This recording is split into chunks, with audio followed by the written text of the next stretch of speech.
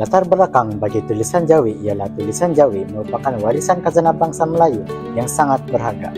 Ejaan Jawi telah memainkan peranan penting dalam perkembangan ilmu dan kebudayaan bangsa Melayu. Berbagai bidang ilmu, terutama pengajian Islam, kesusastraan, sejarah dan perubatan telah ditulis dalam bahasa Melayu dalam tulisan Jawi seperti yang dikatakan oleh Abdul Jalil Borham pada tahun 2012. Oleh itu, berdasarkan sejarah bahasa Melayu seperti yang dikatakan oleh Kang Yong Siok pada tahun 1990, perkataan Jawi berasal daripada bahasa Arab Jawa. Kemudian, orang Melayu menyelaraskan perkataan Arab tersebut agar sesuai digunakan dalam bahasa Melayu. Tulisan Jawi mula berkembang di tanah Melayu sejak kedatangan Islam pada abad ke-10 menerusi aktiviti perdagangan Arab yang datang berniaga di Kepulauan Melayu.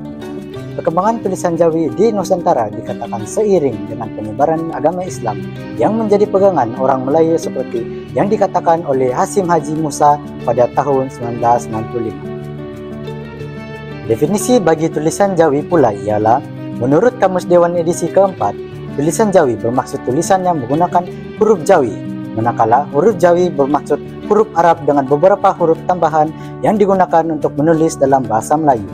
Tulisan Jawi juga dipanggil Yawi di Patani.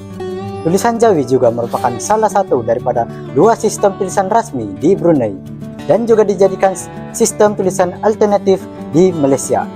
Dari segi penggunaannya, tulisan Jawi dahulunya merupakan abjad piawai bahasa Melayu tetapi sudah diganti oleh abjad Rumi. Maka penulisan Jawi hanya terhad kepada kegunaan keagamaan dan kebudayaan. Antara langkah pelestarian yang boleh dilakukan agar masyarakat meminati dan mencintai tulisan Jawi ialah pihak kerajaan hendaklah memartabatkan tulisan Jawi melalui kempen kesedaran tentang kepentingan tulisan Jawi. Hal ini demikian kerana kerajaan mempunyai kuasa yang sangat besar untuk memartabatkan tulisan Jawi. Kempen kesedaran yang dilaksanakan hendaklah disampaikan kepada semua lapisan masyarakat agar objektif kempen kesedaran tersebut akan tercapai. Hal ini sangat penting kerana tulisan Jawi merupakan identiti negara yang harus dipertahankan. Menurut Muhammad Yahya Muhammad Arifin 2021, sejak sekian lama pihak kerajaan serta tokoh dan pemimpin menggerakkan dan memartabatkan tulisan Jawi. Sebagai contoh, Tan Sri Muhyiddin Yassin selaku Perdana Menteri ke-8 Malaysia menyeru kepada institusi kerajaan dan badan bukan kerajaan mempromosi aspek budaya serta warisan melalui aksara Jawi supaya Malaysia tidak hilang identiti sebagai sebuah negara bangsa.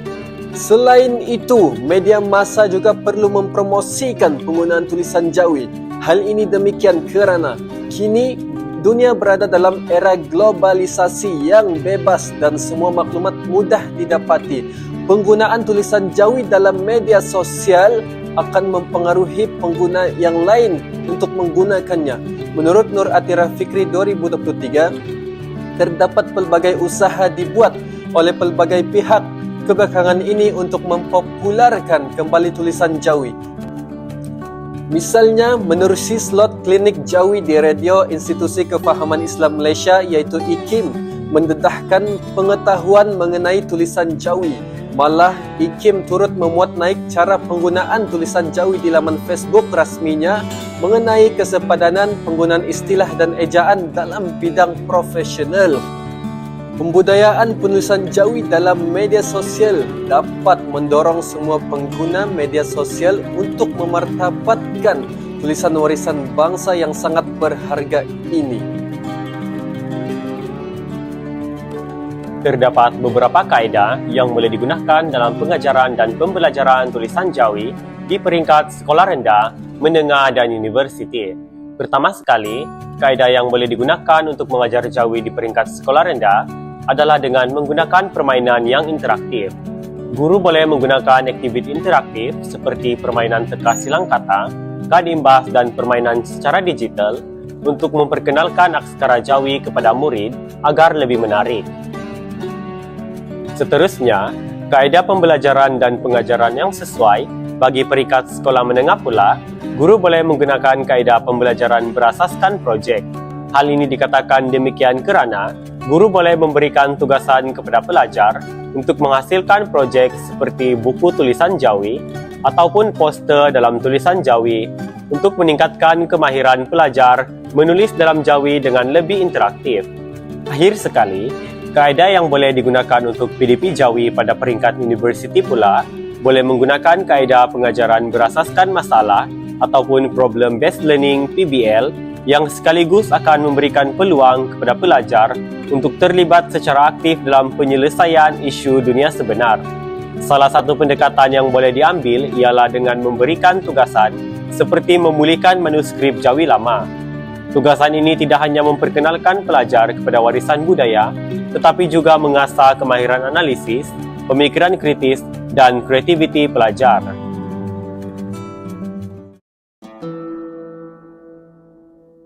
Secara kesimpulannya, tulisan Jawi merupakan warisan khazanah budaya masyarakat Melayu yang amat berharga. Tulisan Jawi memainkan peranan penting dalam perkembangan ilmu dan kebudayaan. Justru, tulisan Jawi mencerminkan sejarah, keilmuan dan identiti bangsa kita. Namun, adakah kita benar-benar sedar akan kepentingannya? Apakah yang akan terjadi kepada warisan ini jika kita memilih untuk mengabaikannya? Suatu ketika, tulisan Jawi menjadi nadi komunikasi dan ilmu pengetahuan di rantau ini. Namun kini, ia semakin dilupakan dan dipinggirkan di tengah arus pemodenan dunia.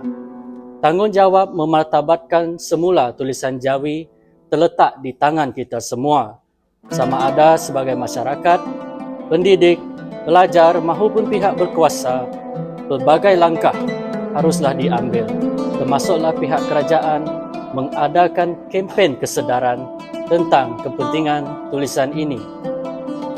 Media massa juga memainkan peranan yang semakin penting dalam mempromosikan penggunaan tulisan Jawi, terutamanya dalam konteks globalisasi.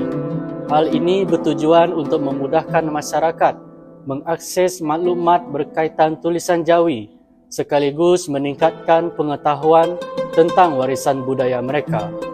Oleh itu, sebuah warisan itu tidak akan ada maknanya jika ia tidak dipertahankan oleh mereka yang mewarisinya.